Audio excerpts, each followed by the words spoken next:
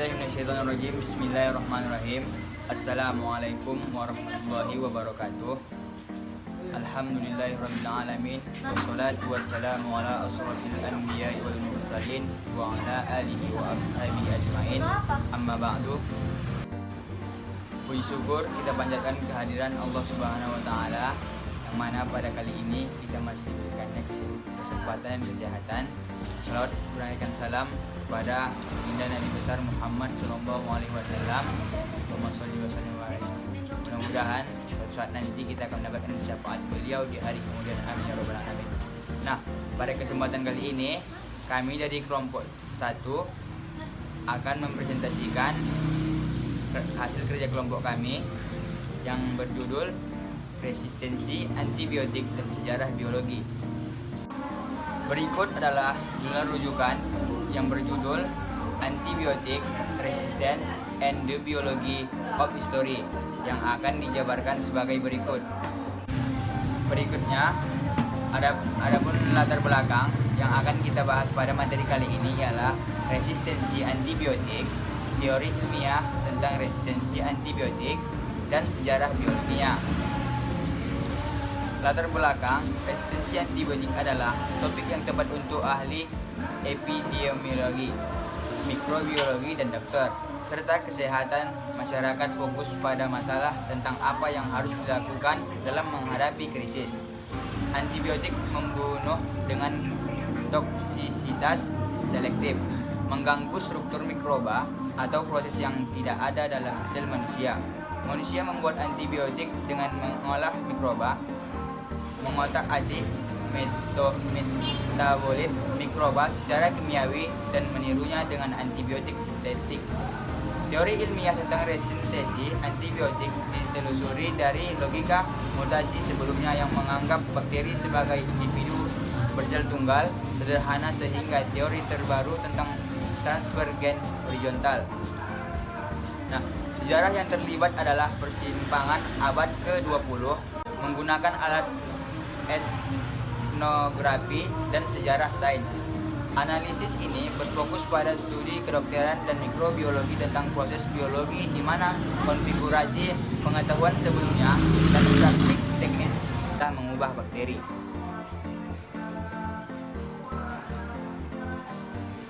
Dalam sejarah biologi, gagasan tentang bakteri berubah. Bakteri memiliki plasmid yang berbeda, sifat, keterkaitan, kapasitas, distribusi, dan temporalis dan bakteri sebelum antibiotik modern. Bahkan tidak jelas bahwa bakteri tetap menjadi satu-satunya atau kategori paling menonjol untuk dipikirkan tentang resistensi antibiotik. Nah, adapun materi yang selanjutnya akan disampaikan oleh teman kami kepada teman kami. Waktu dan tempat kami persilahkan. Baiklah, terima kasih kepada moderator. Perkenalkan, saya Cikal Azura dengan NPM 2121140056. Di sini saya akan melanjutkan pembahasan kita kali ini. Apa yang memicu dibuatnya antibiotik serta apa yang menyebabkan resistensi bakteri terhadap antibiotik tersebut. Antibiotik membunuh dengan toksisitas selektif, mengganggu struktur mikroba atau proses yang tidak ada dalam sel manusia.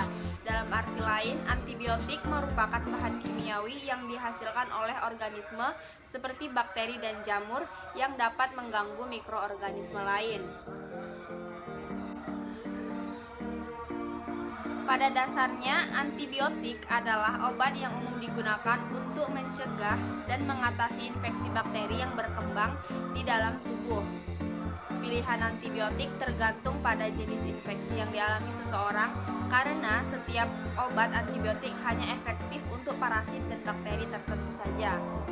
Beberapa antibiotik bersifat aktif terhadap beberapa spesies bakteri dan beberapa lainnya bersifat lebih spesifik terhadap spesies bakteri tersebut. Daya kerja antibakteri atau antibiotik tersebut terbagi menjadi spektrum luas dan spektrum sempit. Spektrum luas yaitu beberapa antibiotik yang bersifat aktif terhadap beberapa spesies bakteri. Sedangkan spektrum sempit yaitu antibiotik yang bersifat lebih spesifik terhadap bakteri tertentu saja. Mekanisme kerjanya,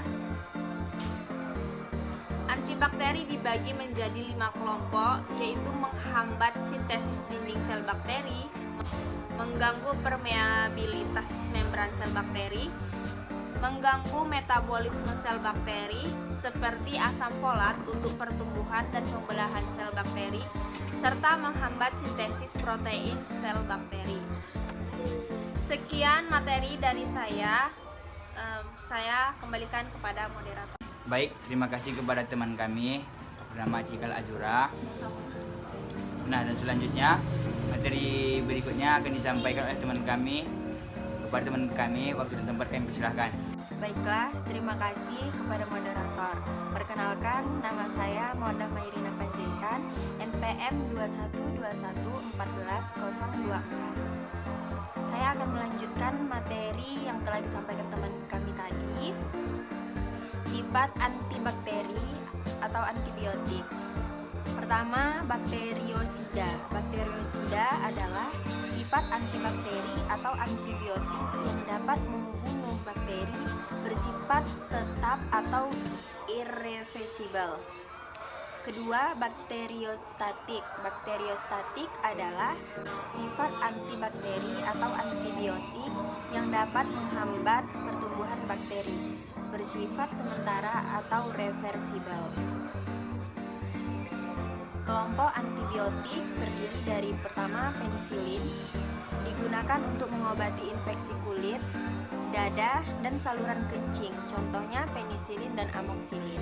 Kedua, cephalosporin digunakan untuk mengobati infeksi yang sifatnya serius seperti septikemia dan meningitis, contohnya cephalexin. Ketiga, aminoglikosida untuk mengobati infeksi yang sangat berbahaya seperti septikemia, contohnya gentamisin dan tobramycin. Keempat, tetrasiklin. Tetrasiklin mengobati beragam infeksi seperti jerawat dan penyakit kulit rosacea, contohnya doxycycline. Kelima, maklorida. Maklorida untuk mengatasi penyakit infeksi paru-paru dan dada, contohnya Kelima, maklorida mengatasi penyakit infeksi paru-paru dan dada, contohnya entrimicin dan clarithromycin. Yang keenam, fluoroquinolones untuk mengatasi beragam penyakit infeksi, terutama infeksi saluran pernapasan dan infeksi saluran kencing, contohnya ciprofloxacin dan levofloxacin.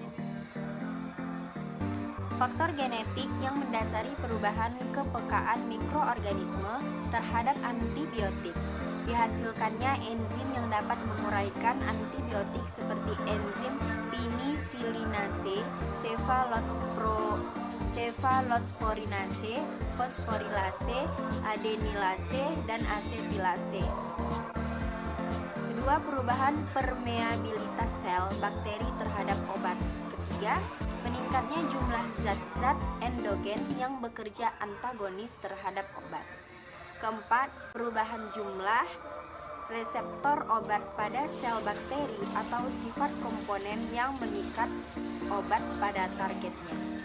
Demikian materi yang saya sampaikan, saya kembalikan kepada moderator. Terima kasih. Baik, terima kasih kami ucapkan kepada teman kami yang bernama Mawadah Mairina Panjaitan atas apa yang disampaikannya tadi. Nah, baik, selanjutnya materi berikutnya akan disampaikan oleh teman kami yang bernama Warhamni Anastasia Sirait. Kepada teman kami, waktu dan tempat kami persilahkan. Terima kasih kepada moderator. Perkenalkan, saya Warhamni Anastasia Sirait, NPM 21211408. Saya akan melanjutkan materi yang telah disampaikan oleh teman saya. Obat-obat antimikroba tidak efektif terhadap semua mikroorganisme. Spektrum setiap obat merupakan hasil gabungan dari beberapa faktor. Dan yang paling penting adalah mekanisme kerja obat primer. Demikian pula fenomena terjadinya resistensi obat tidak bersifat universal, baik dalam hal obat maupun mikroorganisme. Adapun tabel mekanisme resistensi antibiotik sebagai berikut.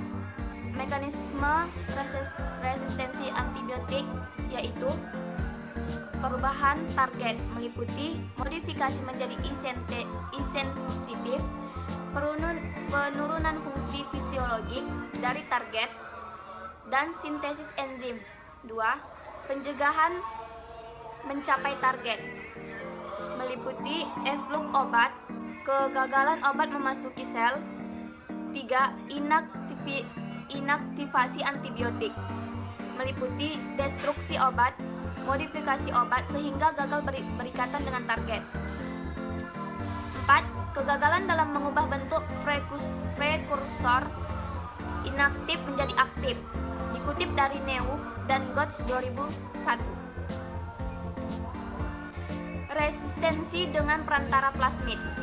Plasmid adalah elemen genetik ekstra kromosom yang mampu mengadakan replikasi secara otonom. Sifat resistensi dengan perantara plasmid biasanya berhubungan dengan sintesis. Protein yang bekerja secara enzimatik merusak obat atau memodifikasi obat menjadi bentuk yang tidak bersifat bakteri. Bakteriostatik bakterisid. Sekian materi dari saya kembalikan kepada moderator. Baik, terima kasih kami ucapkan kepada teman kami. Nah, dan materi yang selanjutnya akan disampaikan oleh teman kami yang bernama Mufti Wiradila. Kepada teman kami, waktu dan tempat kami persilahkan. Baiklah, terima kasih kepada moderator. Perkenalkan, nama saya Mufti Wiradila, NPM 21211409.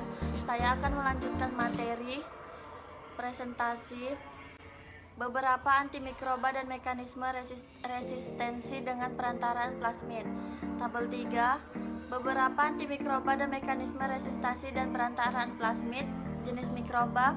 Antibiotik beta-laktam meliputi penisilin, cefalosporin, aminoglikosida, chloramphenicol, streptomycin, spektinomycin, tetracycline, erythromyces. Mekanisme resistensi perantaraan plasmid. Beta-laktamase, nasitelase, fosforilase, asetil transferase, fosforilase, perubahan sistem transport, perubahan ribosom binding site. Dikutip dari Muharyo 1986. Terima kasih, saya kembalikan kepada moderator. Baik, terima kasih kami ucapkan kepada teman kami. Nah, dan materi yang selanjutnya akan disampaikan oleh rekan kami yang bernama Pak Iha. Waktu dan tempat kami persilahkan dengan segala hormat. Terima kasih kepada moderator. Perkenalkan, nama saya Fayana Solubis, MPM 21211491. Beberapa kesimpulan dari resistensi yaitu antibiotik merupakan bahan kimiawi yang dihasilkan oleh organisme seperti bakteri dan jamur yang dapat mengganggu mikroorganisme lainnya. Resistensi antibiotik merupakan salah satu jenis resistensi obat-obatan yang terjadi pada mikroorganisme ketika mikroorganisme tersebut berkemampuan untuk menahan efek antibiotik. Resistensi antibiotik juga merupakan kondisi saat bakteri dalam tubuh tidak dapat dibunuh menggunakan antibiotik.